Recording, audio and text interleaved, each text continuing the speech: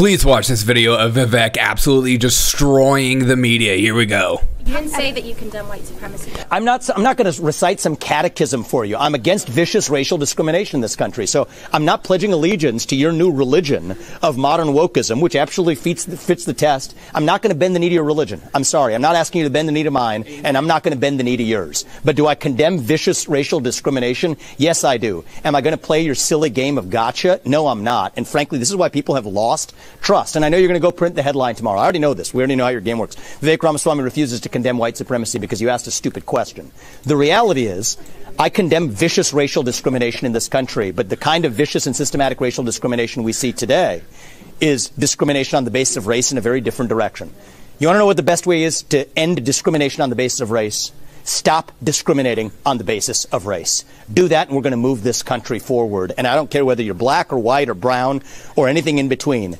That's how we're going to unite this country. You people have been responsible for dividing this country to a breaking point, creating a projection of national division. I meet people from the south side of Chicago to meetings like this one of every shade of melanin, multiple, from man to woman, doesn't make a difference, who are hungry for reviving unity in this country. And you, with your catechism that you try to get to politicians to whatever fake headline you're going to print on the basis of this conversation tomorrow, that's what's dividing this country to a breaking point. Shame on you. Look people in the eye and tell them what you've actually failed to tell them for the last 5 years. Own the accountability for your own failures as the media. That's how we rebuild trust in this country. And until then, I don't have a lot of patience to play the games. This is how it should have been responded with.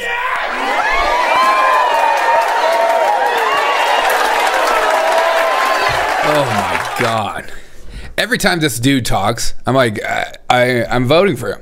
I don't like. I just don't like. He's the most sane, competent person running for president, and the big gripe is that he's too young.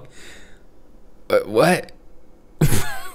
Have you seen the president's schedule? If he's not supposed to take vacation for 40% of the year, like Donald Trump has been, I mean, whoa, Joe Biden has been doing.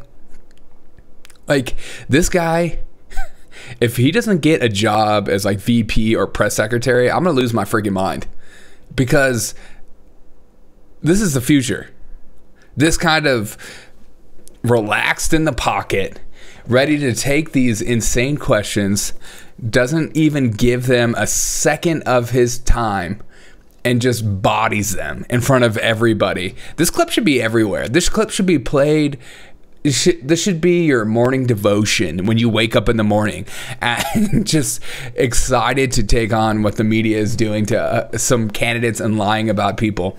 The media has turned into TMZ. Everything is just like little gotchas and just like, oh, this secret video of Vivek. Actually, he puts 2 hot dogs on his bun. It's unreal.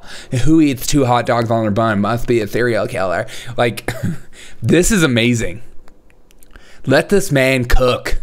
Let him cook. I love that the media likes to pretend like he is like this petulant child that he's so rude. Yeah. Have you not ever been watching politics? The Republicans are finally starting to have some sort of backbone, and the ones that do have a backbone are seen as like, wow, aggressive and not for civility. Like, the Democrats don't care about civility. They don't give a crap. The media doesn't care about making you look good unless you fit their agenda. And so treat them as such. It's like, if I went to school every day and I knew that there was a kid that was going to bully me, I wouldn't just, give him the benefit of the doubt every day I went to school.